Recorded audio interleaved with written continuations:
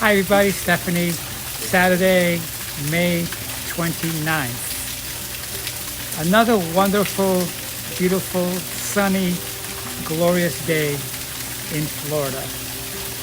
So, I want to say thank you to all my subscribers and for subscribing to my channel and helping me build my channel of my life where topics can vary. And if you're visiting my channel for the first time, be sure to hit that subscribe button and that top bell to get my future downloads and smash that like button. Okay, so today's conversation, as you know, most of my conversation, if not all of it, every single, is non-scripted.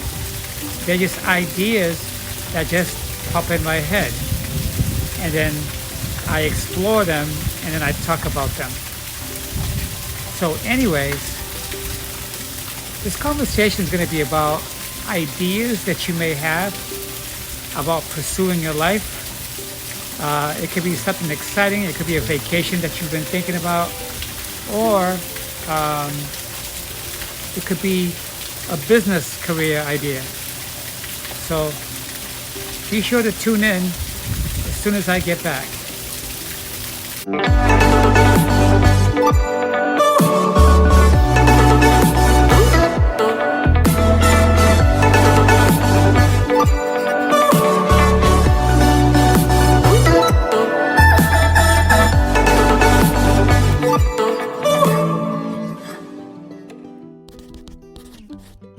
So anyways, here we go. Sometimes in my life, I come up with different ideas for beginning a small business. Something that will maybe start part-time and for extra income. In the past, I have tried different small business ideas. I have done Herbalife. I've done possibility of a small landscaping business. And with each one, I've done some dry testing. Herbalife wasn't pretty much dry testing, but the lawn care business was. So on a sheet of paper, I made an outline of all the services that I'll be providing to my customers with this lawn care. Different extra packages I had to include in some of the services. With Herbalife is a business that's been around for, I don't know, 30, 40 years or whatever. And it was started by a mother who was experiencing health issues, and her son Mark Hughes started this business because he was inspired by the death of his mother to live a healthier, more nutritional life. So I did try Herbalife for about 6 months, and it was going good, but I let people's negativity and their own fears make me quit. Other ideas I had was not so much business or making money, but a different way of living. Recently, I've been researching living a van life. That means quit living the conventional way out of a home with a roof and 4 walls, and either store your stuff away or sell off all your stuff that you have and buy a conversion van of some type or an RV and live that way. People who live that way are not necessarily trying to save money, or it may not be because they can't afford to live a better life. Simply put, people who live that way, most of them, is because they're trying to achieve a sense of freedom.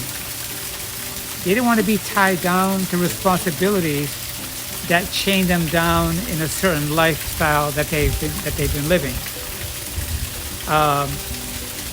And I've been looking at different vans, RVs, smaller Class C recreational vans like campers and stuff like that.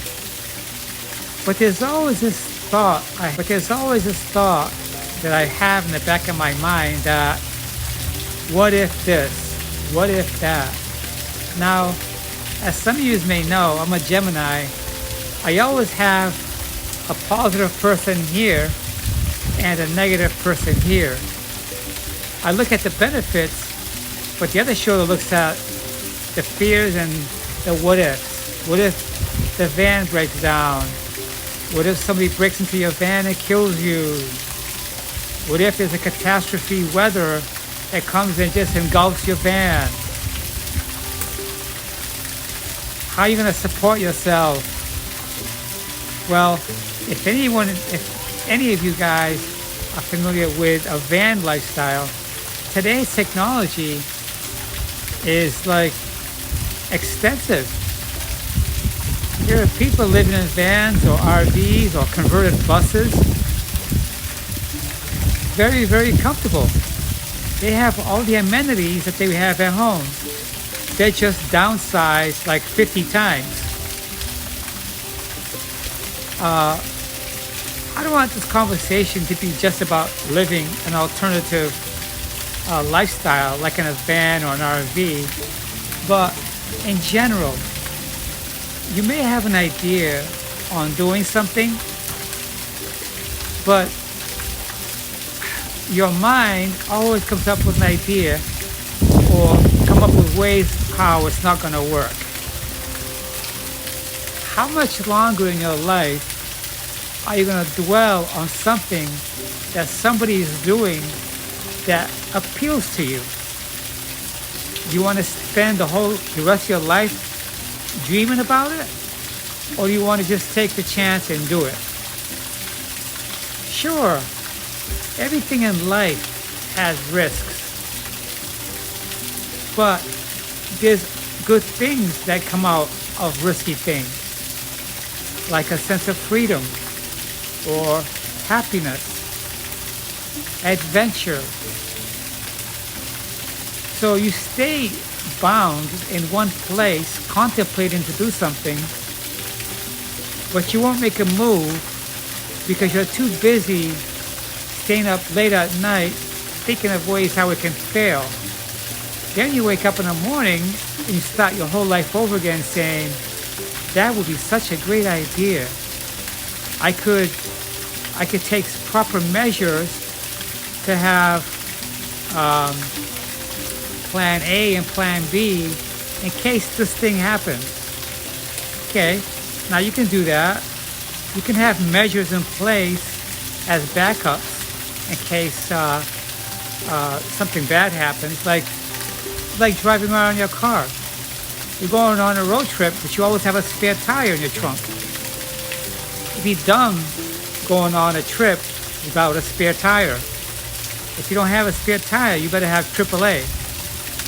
It's the same thing in life when you're making a plan or an idea that has a lot of risks. But what got you on to this idea was freedom. And that freedom gave you excitement.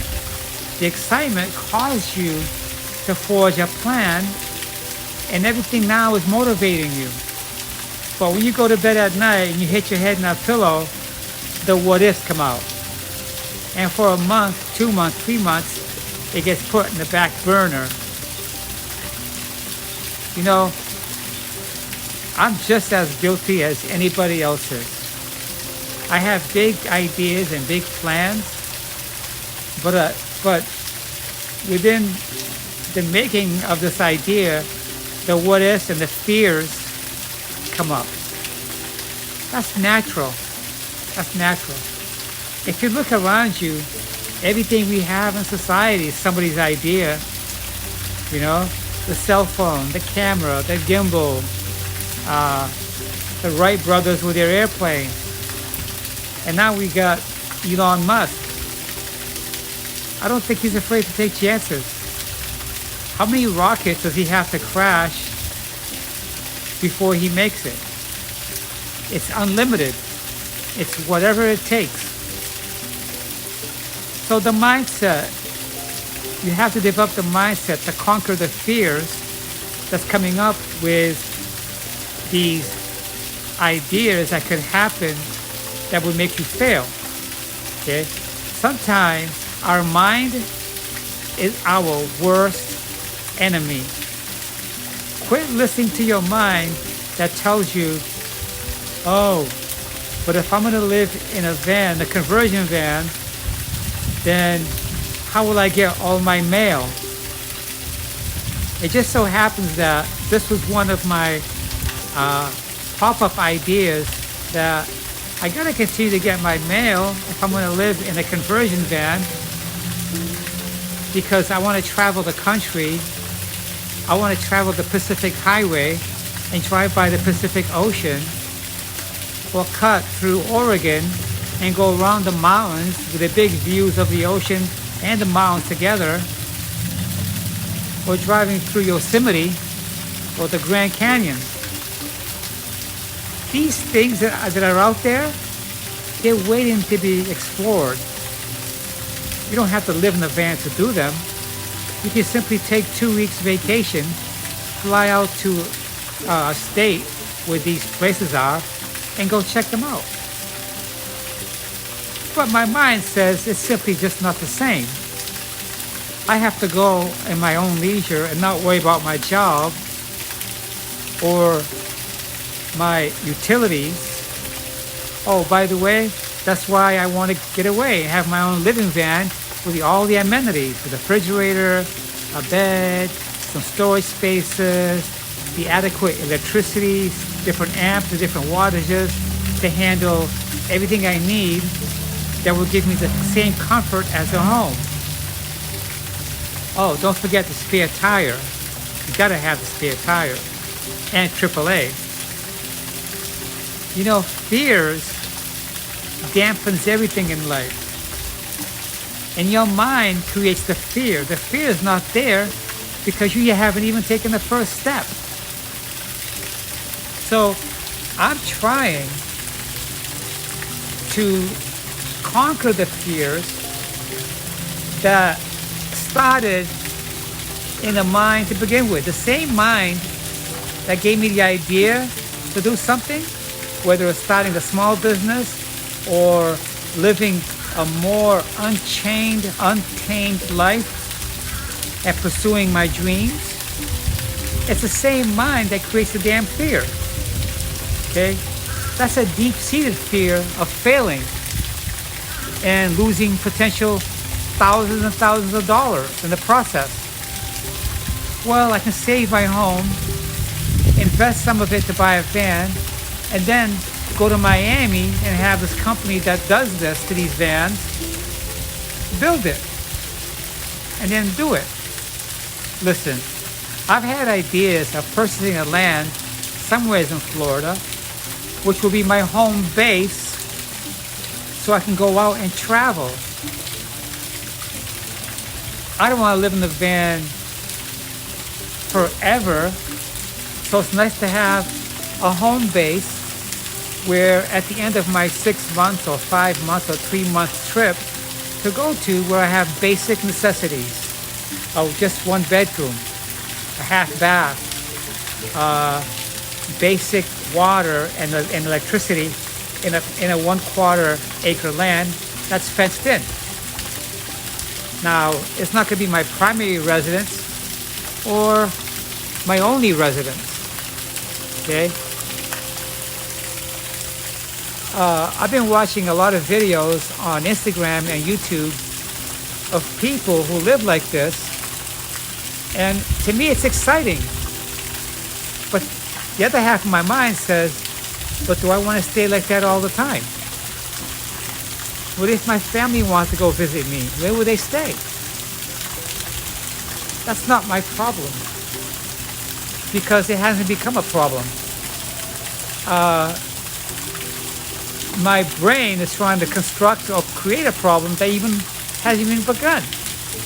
So ideas can be in your mind forever, and you may never pursue it, and you may never ever experience what it is that you're going after because of fear to fail.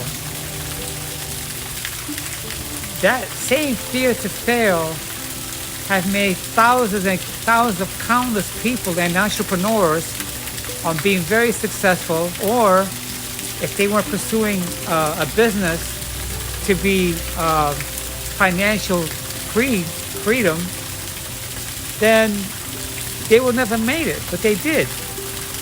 So my goal in life is to possibly buy a small little parcel of land, okay, where it's gated in, and to build a very basic structure on it that looks like a garage with a second floor and a car on the bottom where I can put my van and my primary vehicle. And this residence, I will not be there every month or every 6 months or whatever. Whenever I feel like going on a trip across country, I will get into my van that's prepped up and built to live in and travel the country, see the wilderness, get away from all this luxury that we have in a basic home, okay, and experience being out there and not being tied down in life in your white picket fence. So that's the conversation I wanted to have, and I thought about saying this. And you're saying, why? Well, because you don't want to be the creatures of comfort. I don't think life was meant to be still or stay in one place, okay?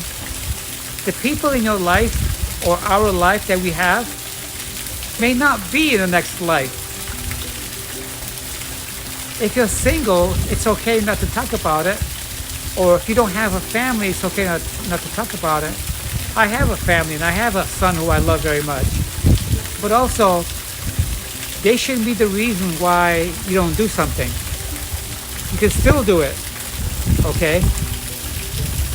I've heard of people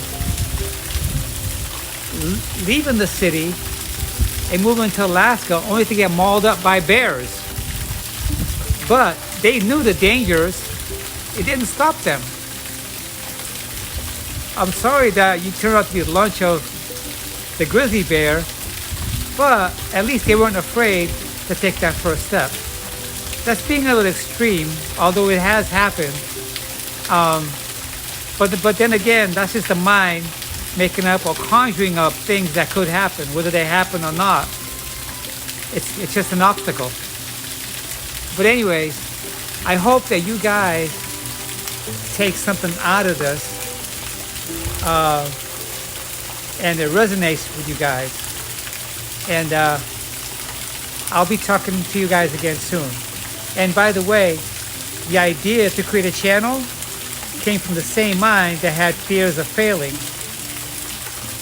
Talk to you guys soon. Bye-bye.